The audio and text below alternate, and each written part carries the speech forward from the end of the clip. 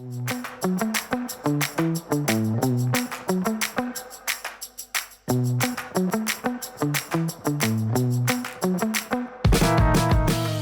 do these three separate artistic creations, an engraving, a series of 6 woodcuts, and an etching, have in common? Well, they were all made by the incomparable Renaissance master Albrecht Dürer over a period of roughly 20 years, from about 1498 to 1518. That much we know. But look closer, and you'll see that there are other highly revealing points in common between them, like the fact that all three either feature Muslim characters or beautifully intricate patterns directly inspired by 15th and 16th century Islamic decorations. In this video podcast, based upon her compelling 2024 monograph, Dürer's Knots, UCLA print specialist Susan Dackerman describes her fascinating voyage of discovery that led her to recognize how all of these works, each often viewed as inscrutable, straightforwardly reveal forgotten glimpses of Dürer's complex sociocultural world that would have been readily apparent to his contemporary audience.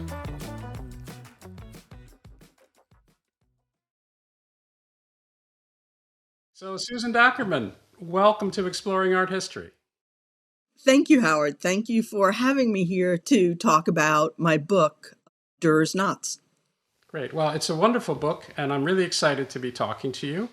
But before we plunge into the details, I thought I'd ask you a more personal question, fairly obvious personal question, which is how you got involved in this particular topic. Now, of course, we haven't actually told anybody what this particular topic is, so that'll be part of your answer, I suppose.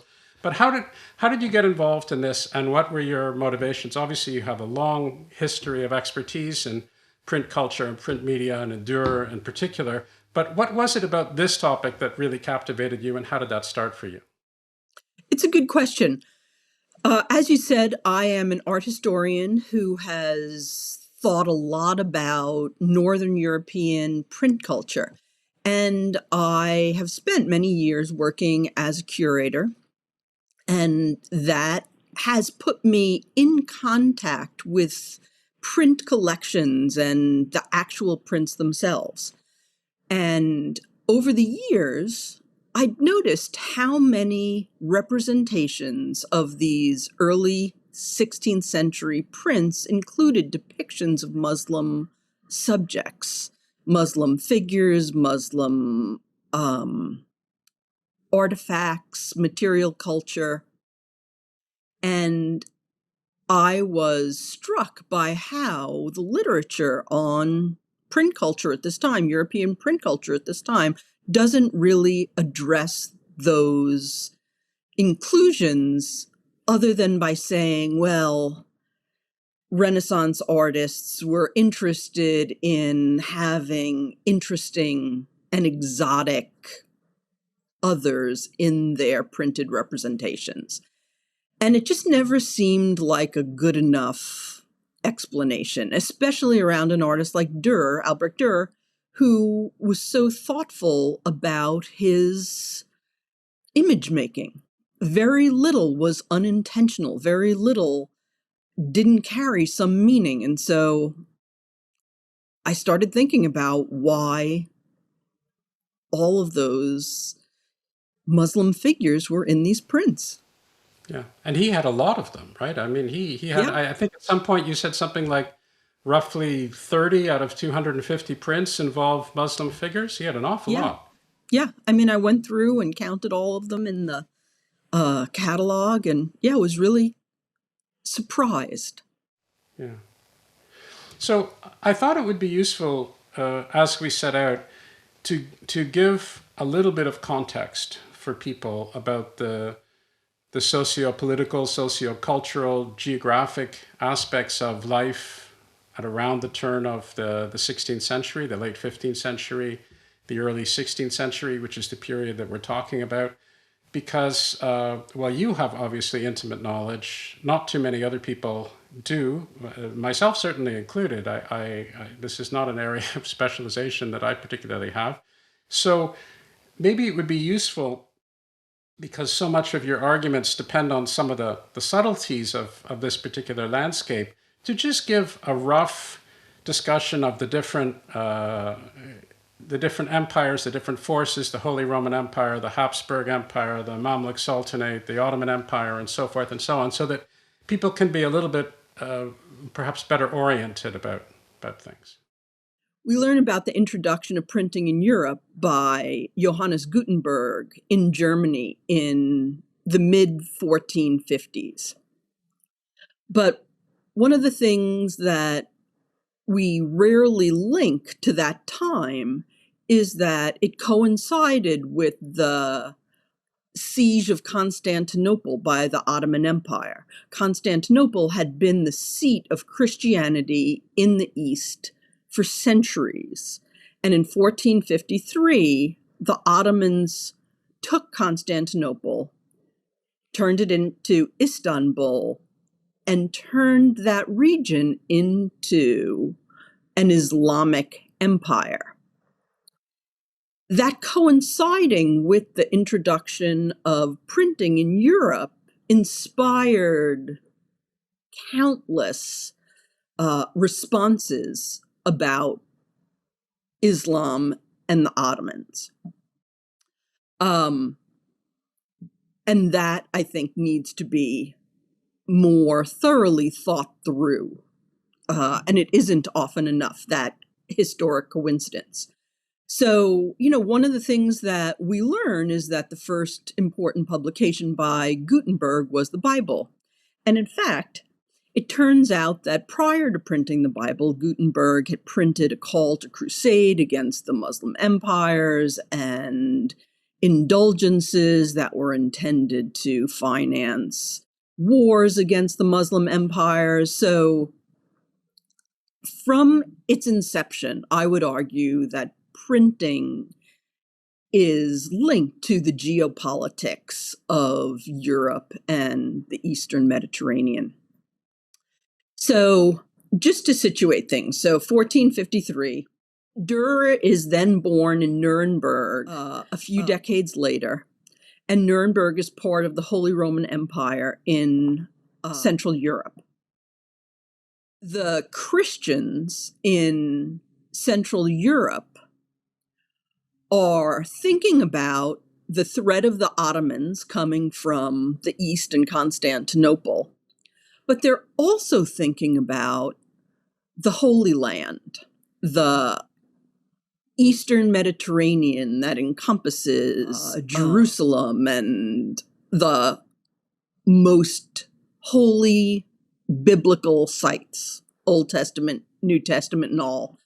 That territory at this time is overseen by a different Islamic sultanate, the Mamluk Sultanate, and it encompasses what is essentially now Egypt and the entire coast of the Eastern Mediterranean.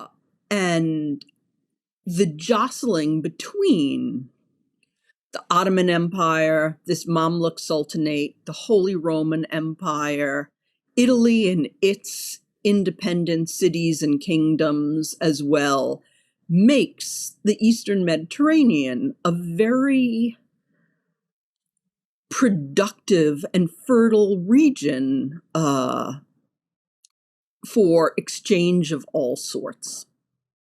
Venice plays a very significant role in the late 15th century, early 16th century in the Mediterranean.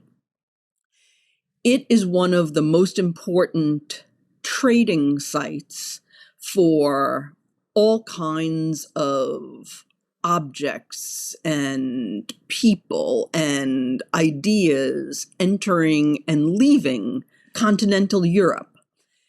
And Nuremberg is a city, as I said, in southern Germany, part of the Holy Roman Empire, that is linked to Venice by trade.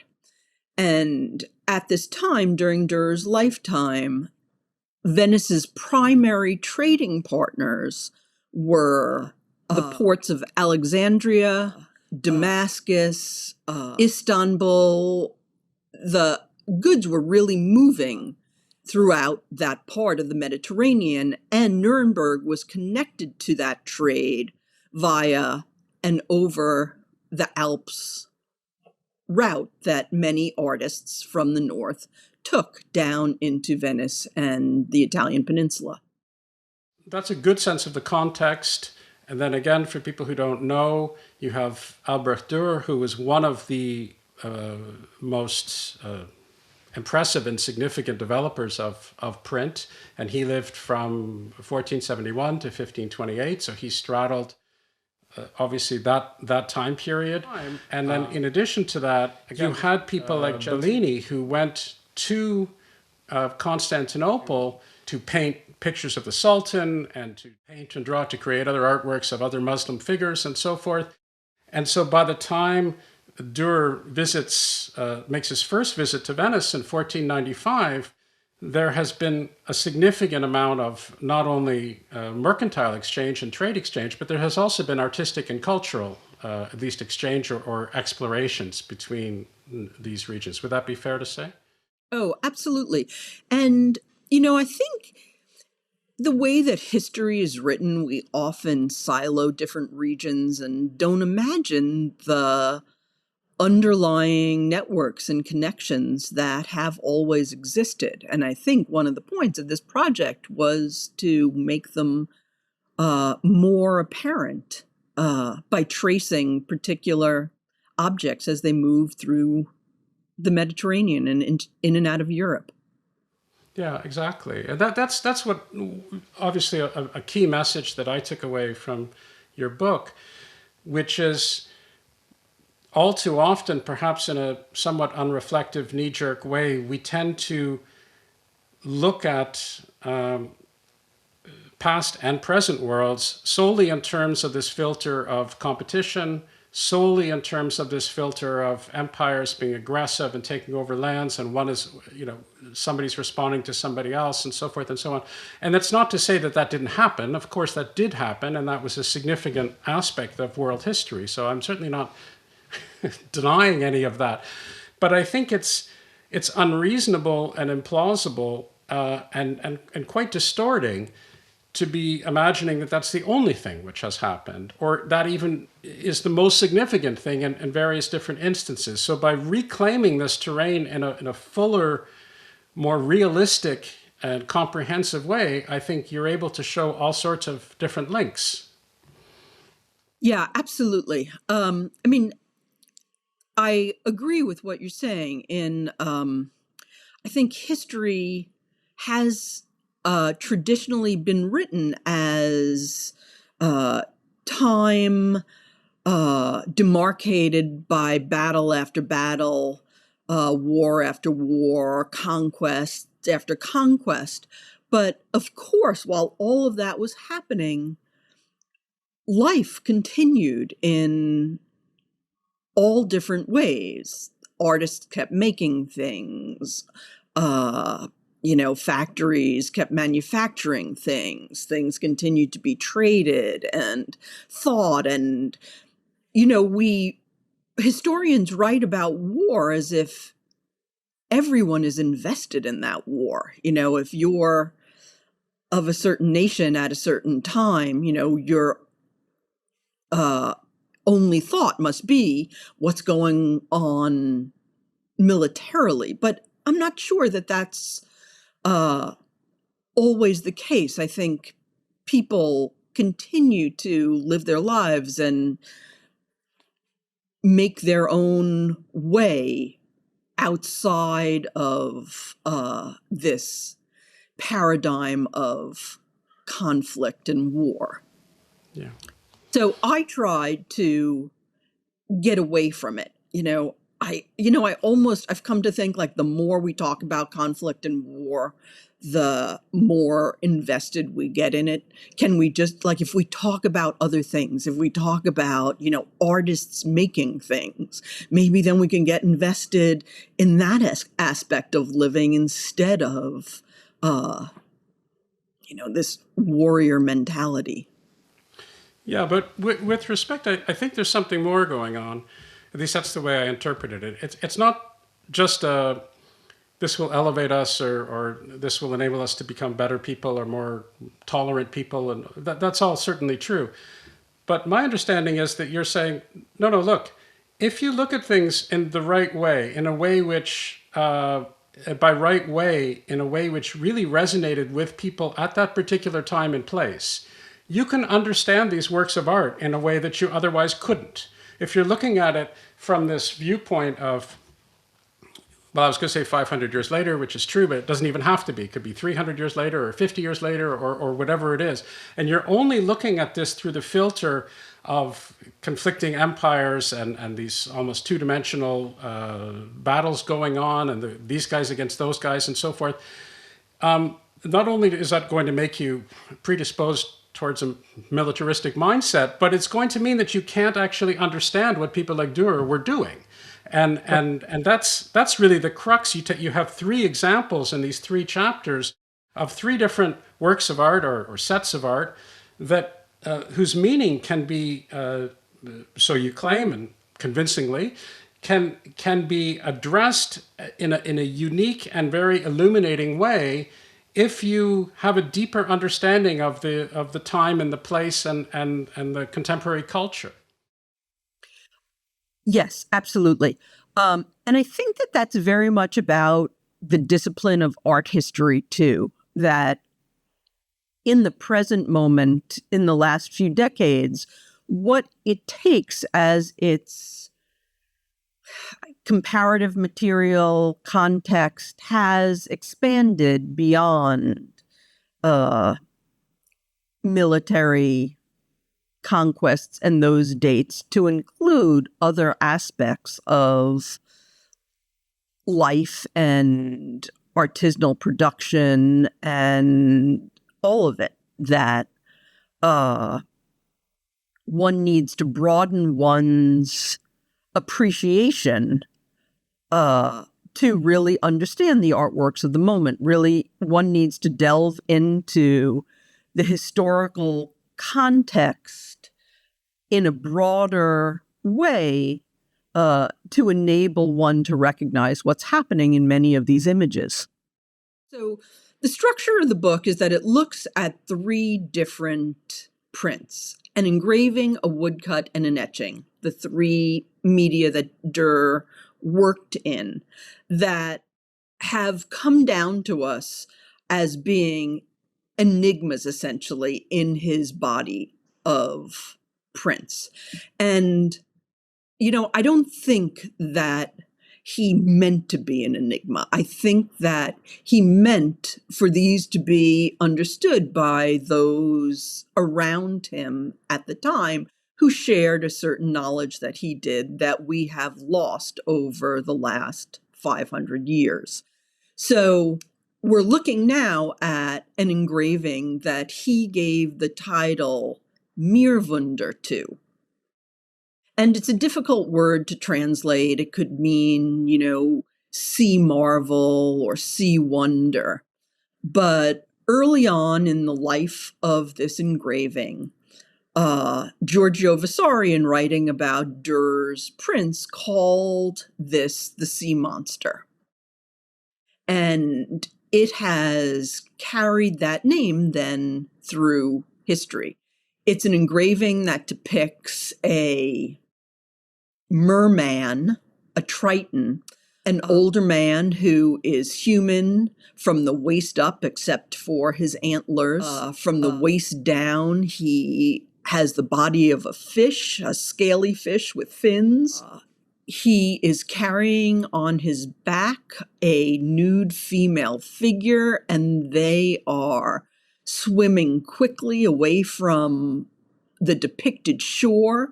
She's looking back, and when we look back, we see a landscape with a castle, and on the distant shore, a male figure dressed in what appears to be an Ottoman outfit. He has on an Ottoman turban and a short cloak. He's got his sword at his side. And then these other female figures scrambling to get out of the water away from this merman who is taking away the female figure. Right. So And they look unhappy. I mean, the Muslim guy and the woman on the rocks, they're not pleased. no, they are not. He is very much distressed. The young women are trying to escape what is ever happening. And so this image has been read as an abduction. But through the history of art historians have tried to find a story in ancient mythology, classical mythology, that fit this particular set of events. And even though all kinds of different Ovidian stories and other stories have been suggested, none of the details quite work out. Yeah. And so I wondered what would happen if instead of looking to mythology and ancient history, if we looked to contemporary history for a story that might enable a better understanding of this image. The protagonist of this image historically has been the sea monster, the merman. And I wondered what happened if you started to think about the female figure and who she might be.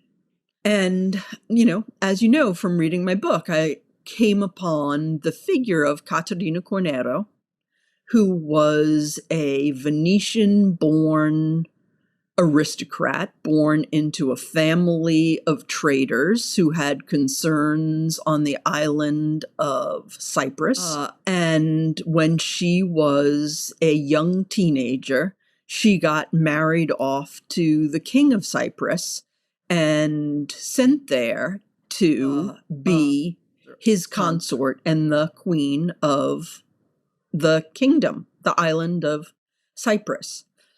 So after she marries the king, and eventually she goes to Cyprus to meet him, he dies within that year, and she's still a young girl, or at least a teenager, and she becomes queen of Cyprus. And I think the Venetians think, well, this will really benefit them. They will be able to control Cyprus through this daughter of Venice. But instead, she becomes an independent sovereign there. And over almost the next 2 decades comes to very proficiently rule Cyprus with the help of the Mamluk Empire. And eventually, Venice decides that they want more control of Cyprus. They don't want it to be a protectorate of the Mamluk Sultanate. And so they attempt to recall Caterina Cornero, the queen. And for a number of years, she refuses to return to Venice. And eventually, her brother convinces her she just has to come back to Venice, that Venice is going to take over Cyprus. And I think that this engraving is a depiction, a reference to that moment of her abdication of the Cypriot throne. And the figure on the shore that we see, the Muslim man who is very much distressed, is a member of the Mamluk Sultanate, I think, in some way, because the Venetians had not, in fact, reported to the Mamluks before they did this that they were going to recall her as queen and be moving in to take more control of the island. So, of course, it would have caused distress for them. So I think that there are all of these very subtle signs in reference to this particular incident in the history of the Eastern Mediterranean and Venice in particular. Yeah, it's fascinating for a couple of reasons. It's fascinating because very much opposed to, I guess, the knee-jerk idea that first of all, this woman is being abducted. The idea that the figure on the shore, the Muslim man who would be under normal circumstances, you could say be immediately regarded as being adversarial to her is actually not. He's very sympathetic to her fate. In fact, he's distraught because of what's actually happening. But the idea that this is reflective of a contemporary action in geopolitics or world politics or current affairs or whatever you would want to call it. And to get back to an earlier comment that you made, this is not some esoteric mythological idea, but this was made to be understood. And so that's the claim.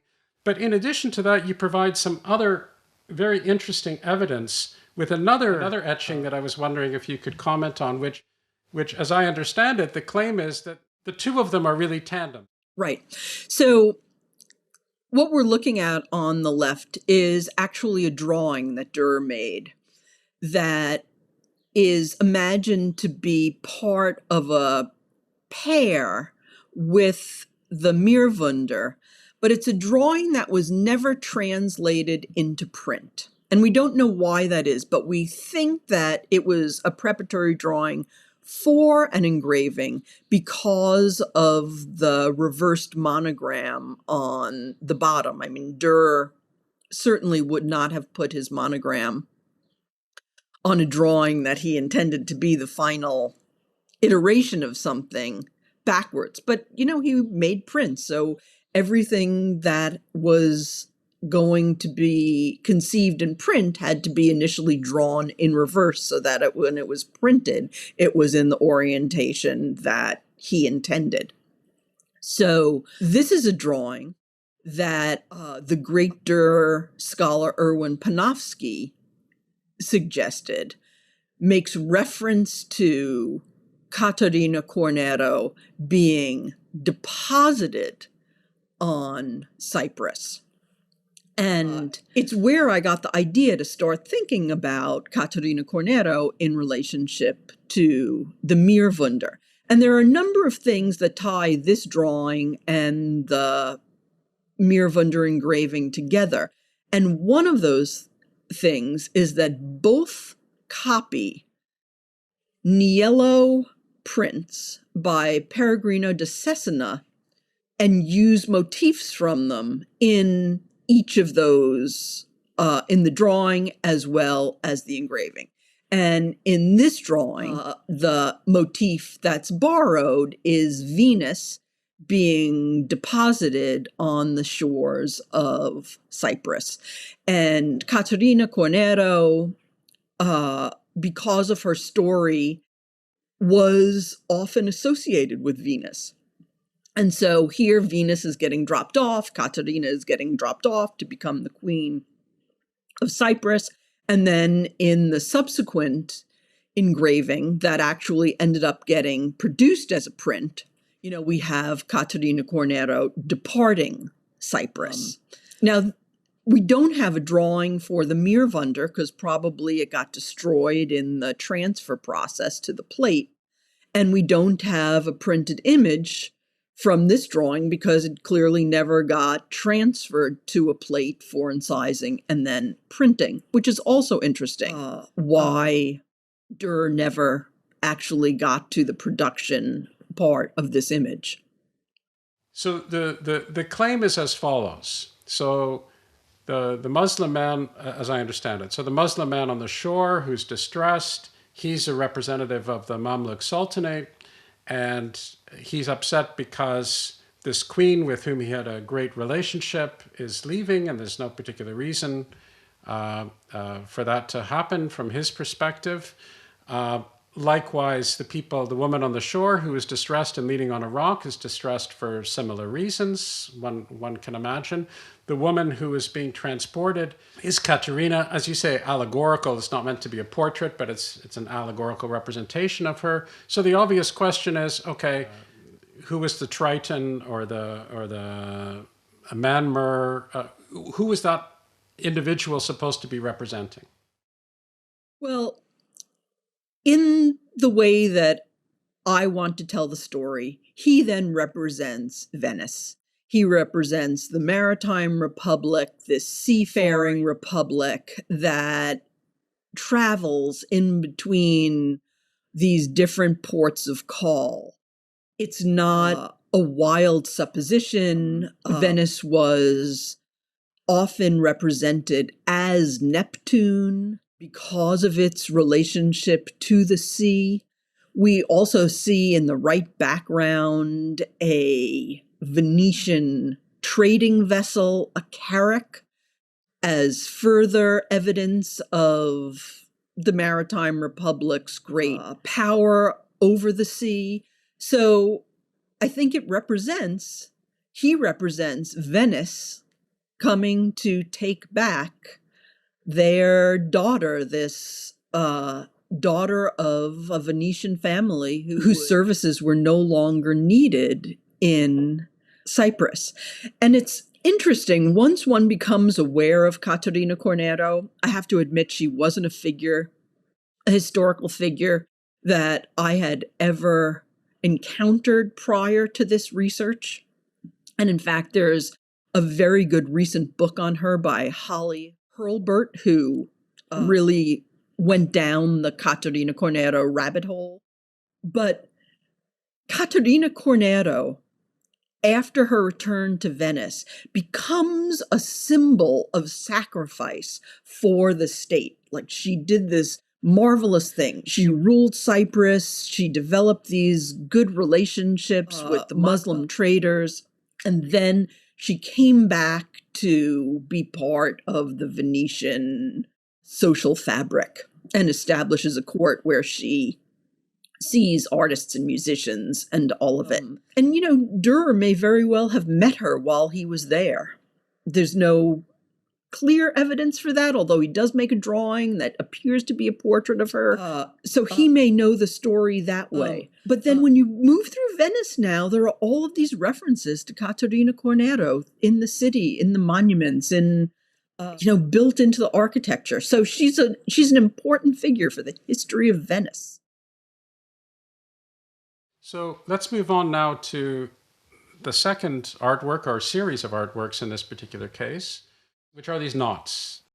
This set of 6 woodcuts, known as the knots, are the first bit of writing I did towards this project. They were the prints that really initially engaged me. And then, as you say, they provided the larger metaphorical framework for the entire project, that it became about these entanglements between empires, between trading partners, between artisans and artists.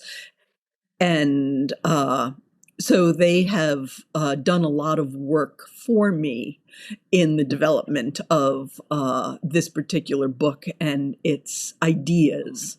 But like the Meerwunder, they too have been considered anomalies in Durer's print production. Erwin Panofsky, again, the great Dürer scholar, says he's not even sure Dürer made them,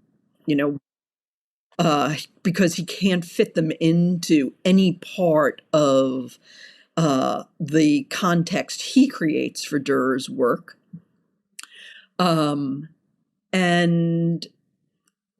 What saves them for me is that Dürer actually writes about them himself. I mean, he talks about giving them as a gift to another artist, right? Another artist, to Dirk Wellert, who was the head of the Artists Guild in Antwerp, which was an incredibly important position.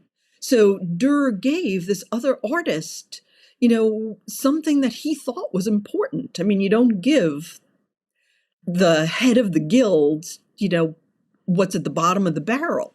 So it legitimates them for me. And I read something by Hans Belting, the German art historian, in which he posits that they are based on this kind of Mamluk metalwork. And I thought about that for a while. And again, I started reading about the Mamluk Empire and Mamluk metalwork. And what the essentially big break for me in understanding these woodcuts is that they were included in an exhibition at the Metropolitan Museum in New York.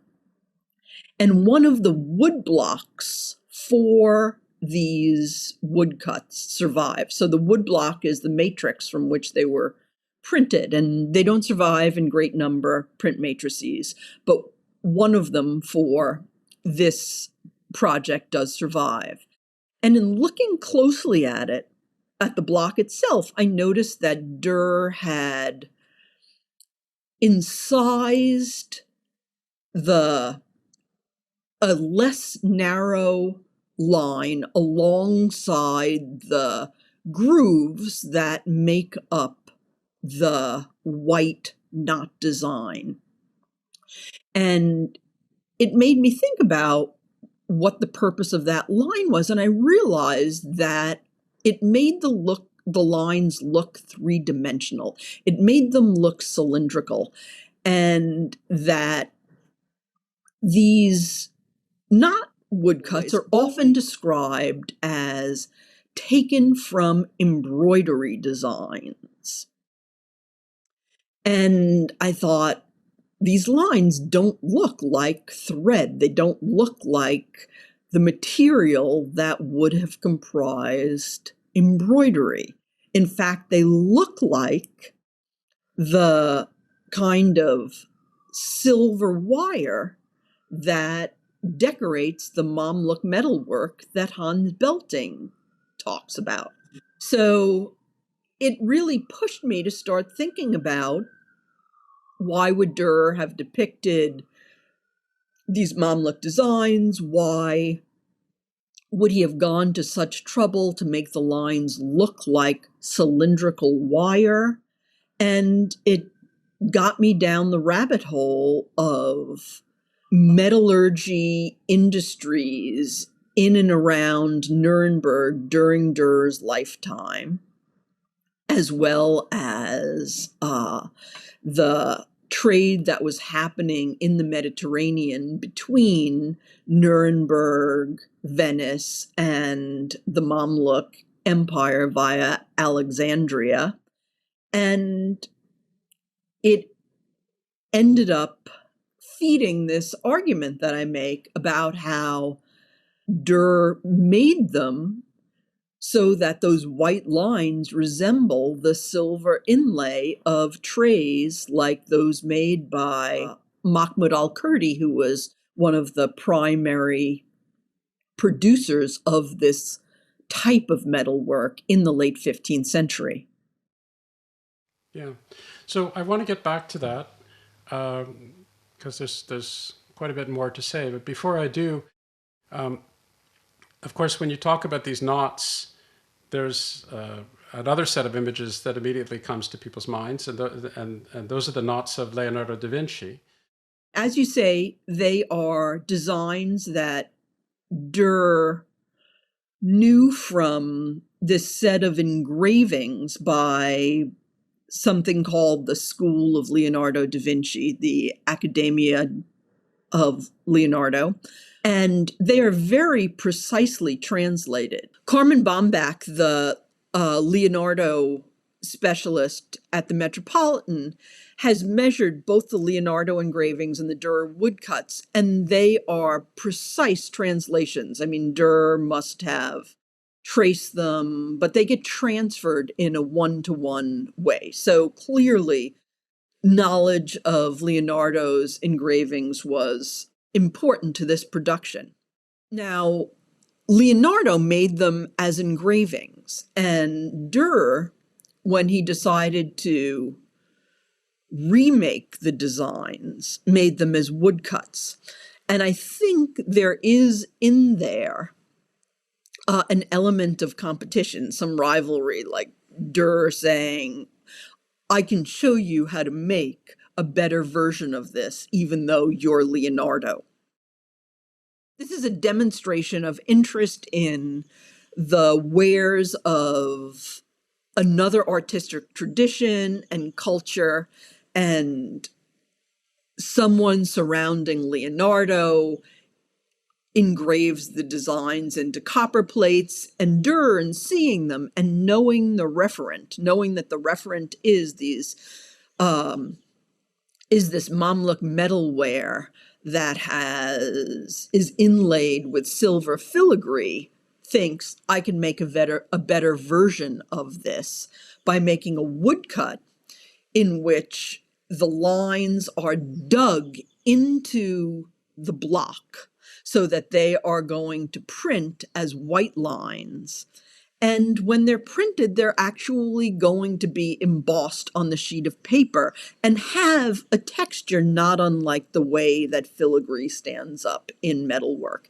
And I think that Durer, even though he was making two-dimensional images, was very aware of the images he made as being objects that were passed around in the world and were appreciated in all different ways.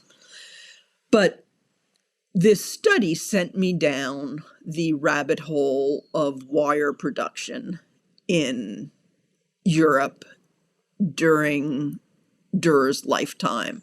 And, you know, having worked on Durer and Nuremberg for years, I did not know that Nuremberg was the wire-making capital of Europe, and that the wire made in Nuremberg from its over 30 wire mills was in fact exported back into the Mediterranean and getting into the hands of Muslim metal workers who then laid it into metalware like the kind of plates that Durer saw that became the basis of the woodcuts that he made.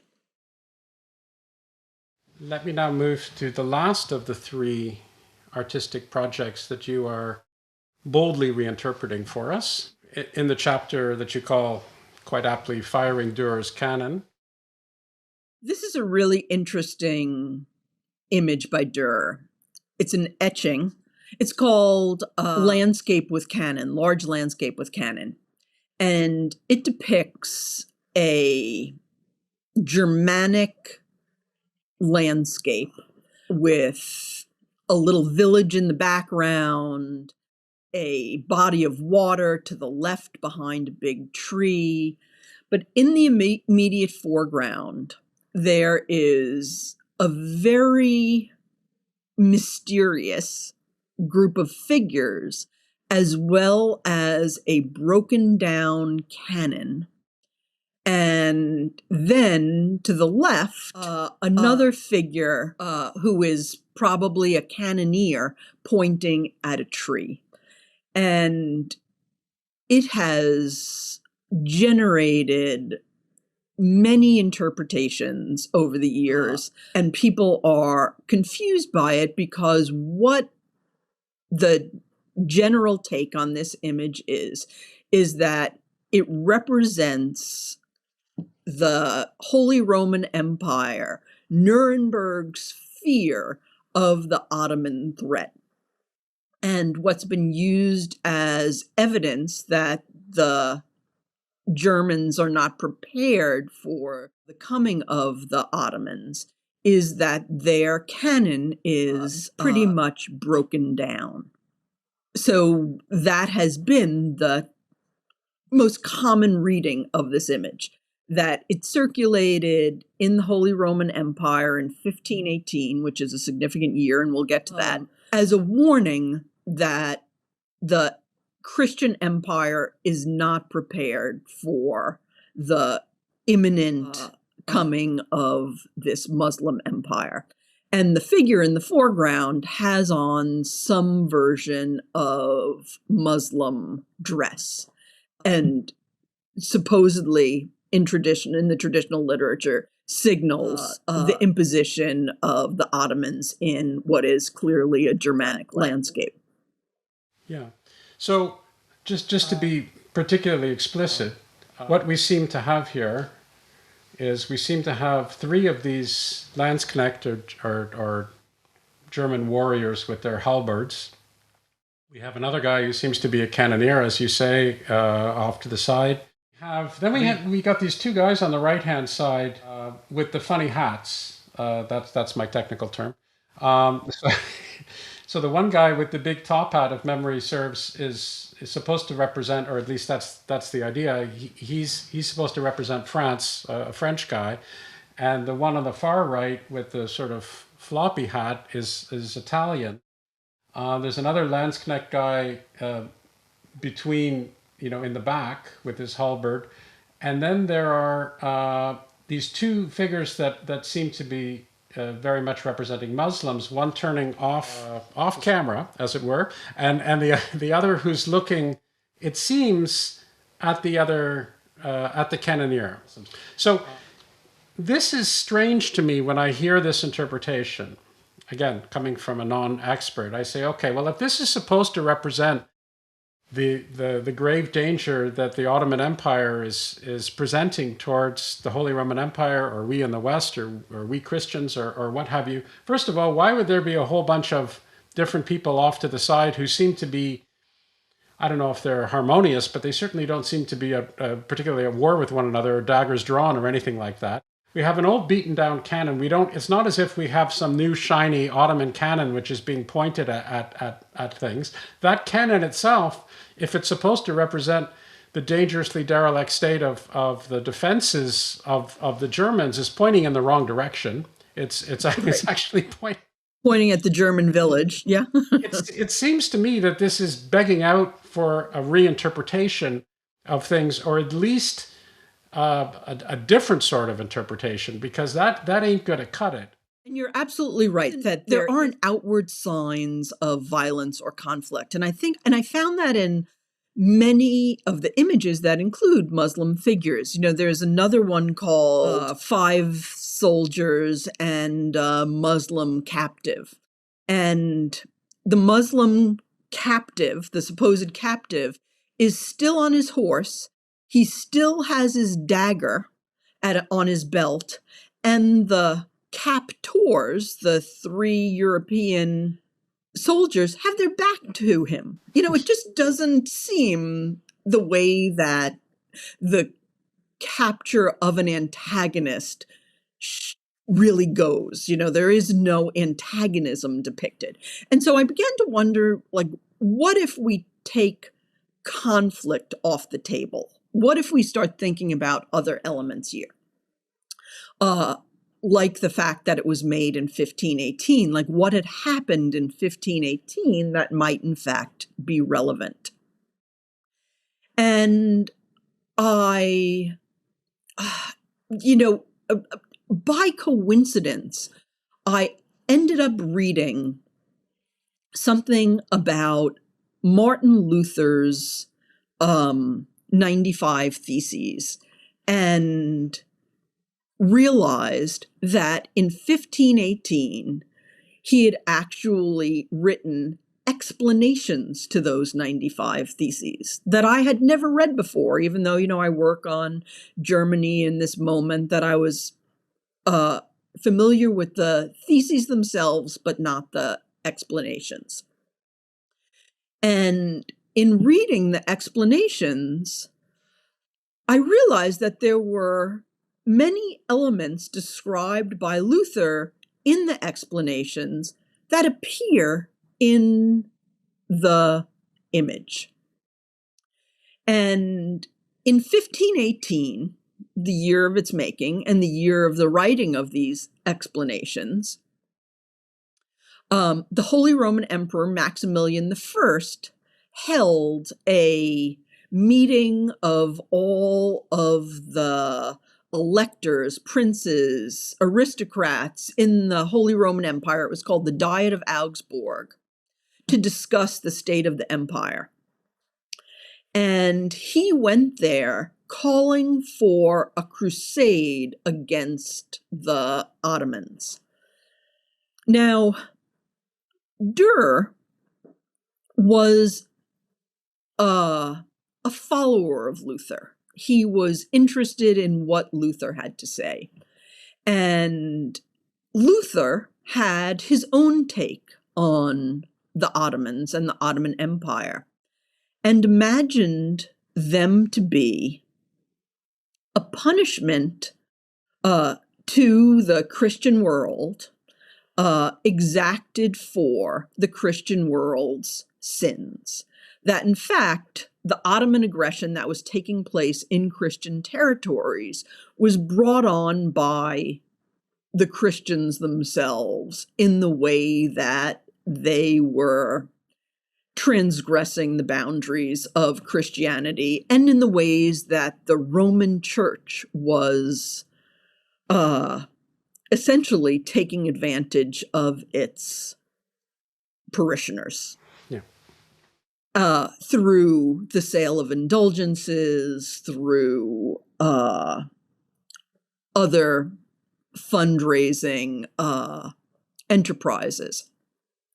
And so in the explanation to Luther's fifth thesis, that is the thesis about how the Pope doesn't have any authority except over canon law, that there's sacred divine authority and then there's the Pope's authority, but the Pope's authority is only over those laws that have been written by the Church.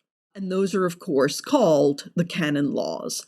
And I began thinking about how perhaps Durer, in reading Luther, also began thinking about canons and canon law, and perhaps this broken down canon in this etching is a stand-in for the derelict canon law that the Roman Church was espousing at this moment. And canon and Kanone in German are homophones for both canon the artillery and canon the church law. It works in both English and in Durer's German. And so I began to think about this image as one having to do with the Reformation of the Roman Church and how the Ottoman Empire was being instrumentalized by Luther in this Reformation, in calling them the threat of Ottoman invasion, the divine rod of God coming down and showing Christians like there is just too much sin and inequity.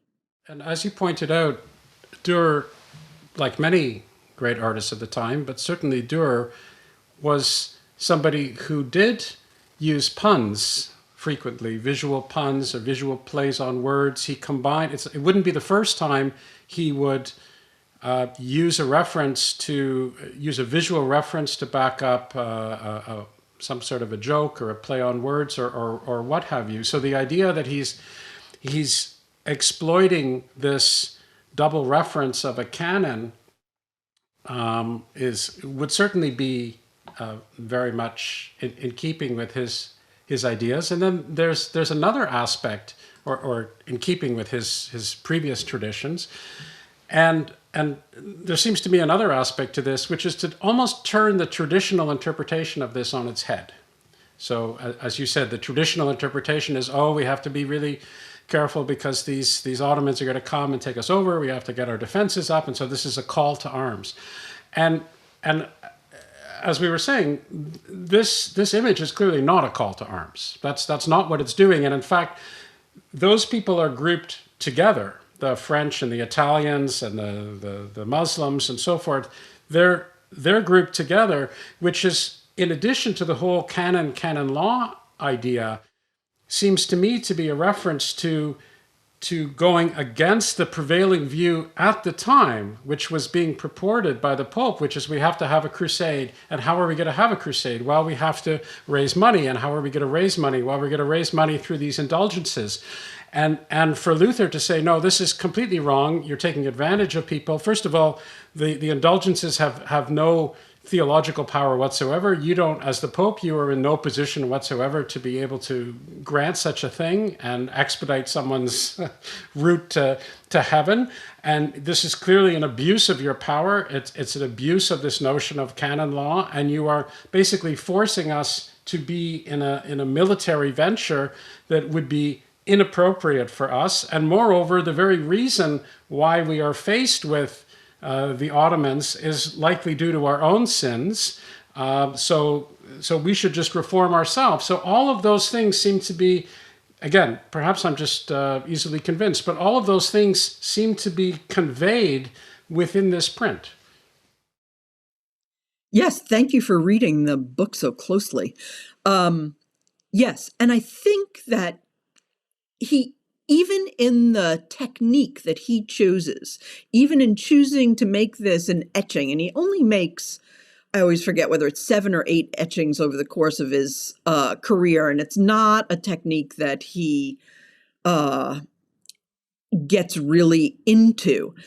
And this is the last of them, and it's the largest, and it's the most complete composition. I think that he's chosen etching here is really significant. He could have made an etching much faster than he made an engraving. And so the message that he wants to get out about Luther, about crusade, he wants to get out quickly. So he makes an etching, which is faster to make than an engraving. He needs it to be out in 1518, this year that Maximilian is calling for crusade. And he needs it to be somewhat clandestine because the emperor and the pope are both enemies of Martin Luther and reform. And they are banning Luther's books, burning Luther's books, saying that you can't be in possession of them. And so I think Durer, he's part of this group of Luther followers. They're interested in Luther's reformation of the church. He makes this etching for them in kind of a secretive way, using this secret language of Luther's 95 thesis explanations, and that it was intended to be understood within this small group of Durer's cohort and Luther's followers. And consequently, it's come down through history having this essentially opposite meaning. So, but I think there are all of these little clues that it actually has more to do with Martin Luther and the Reformation than it has to do with the threat of Ottoman incursion in German lands. Yeah. Wonderful. So now you'll be very happy to know, I'm going to tilt towards the concluding section of our conversation. Thank you very much for your time. I really appreciate it. It's been wonderful talking to you. I appreciate the fact that different people are saying different things, but in general, what has been the response to your views through this book and through your other work? It's a really good question. And I'm going to start by saying, there hasn't yet been a big review of the book. I think we're doing that now. Okay.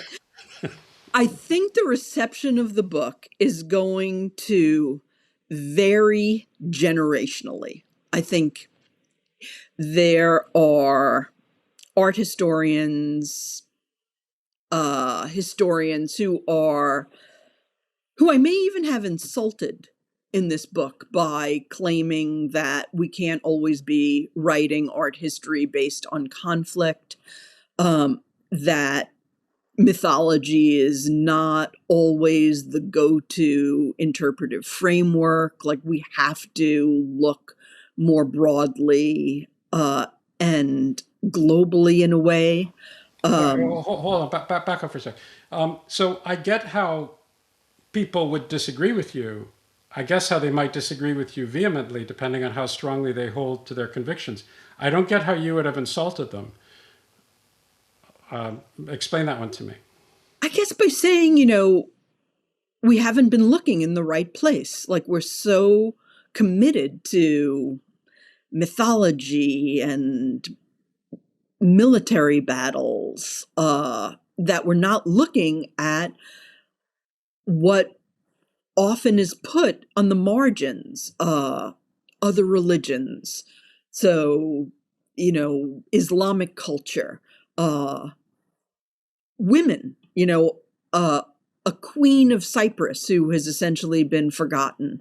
Um, so I think, uh, I don't know. I'm actually surprised. Well, I don't know. The book hasn't. We're reviewing it now, and I mean, I would like to see how well the arguments have been taken up. Now, I have heard from colleagues that, they're teaching that it's an easy book to teach because you can teach one object and use that object to open up a whole world in that particular moment. So, uh, I think I hope that the book is useful in that respect.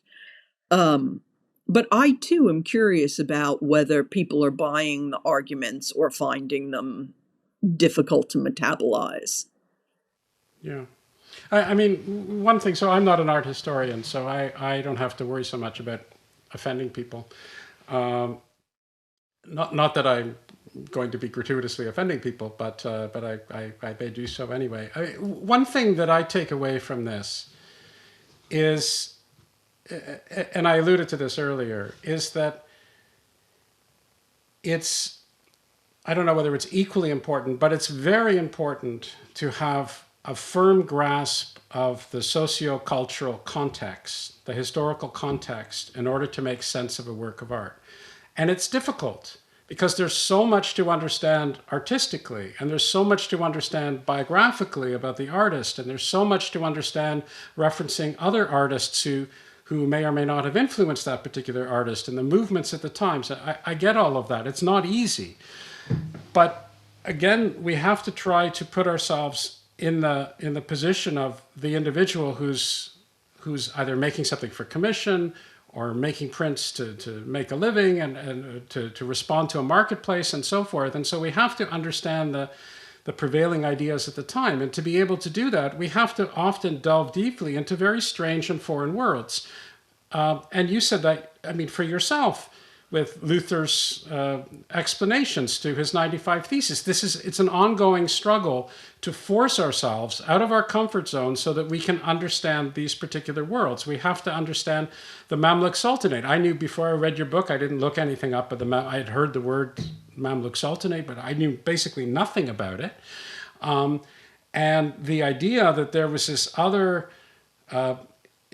Islamic empire or entity which had very strong economic trade links with Venice and with aspects of the Holy Roman Empire. I was completely unaware of that, and so it's a lot of work to be able to do that. And I don't know where I'm going with this, but I guess what I was going to say is that. It seems like it's an invocation for people in the art historical field to be forced to roll up their sleeves even more and delve into the historical context just as much as they do the art context. And that's very difficult. I'm not trying to trivialize it at all, but your book certainly points that out to me. It shows that no matter how much you might know of the intricacies of individual prints of Dürer, no matter how much you might know about artistic antecedents and people he influenced and so forth and so on, and other famous artists who were there at the time and all of their works, if you don't have a very clear sense of the world in which he lived, you're going to have a hard time really understanding the motivation for and the implications of many aspects of his work. I agree completely. And, when you talk about a socioeconomic context, like there isn't just one socioeconomic context, there are many of them. And it's often hard to know, what direction to go in. I had the clue in these prints of these Muslim figures or Muslim decoration, Islamic decoration. But then there are other prints and you just don't know where to take them. And I don't think it's good enough as has happened in art history to say, well, there are these set of objects that are inscrutable. Like, they're not inscrutable. They're just haven't been scrutinized in the necessary way yet. Yeah. So I Don't think get offended when somebody tries to point that out. That's my bit of advice. yeah. So, Susan, thank you very, very much for your time. At this point, I just have one more question, which is to ask you if you have anything else you'd like to say or add, or if there's something that you think we've elided or haven't spent enough time on, or just want to add for completeness' sake. No, I just want to say that I really appreciate your interest in the ideas conveyed in this book, your interest in the artwork and using artwork to talk about these bigger issues. And I really appreciate the opportunity to talk to you about all of this on Exploring Art History. Great. Well, thank you very much. It was a real pleasure. It was a pleasure. And I hope that there are future opportunities to do more of this. It's fun. Thanks very much for watching this video podcast. For more engaging art-related content, check out our Exploring Art History Substack, our short films on our Exploring Art History YouTube channel, and Ideas Roadshow's full-length documentaries. Visit our website, ideasroadshow.com, for more details.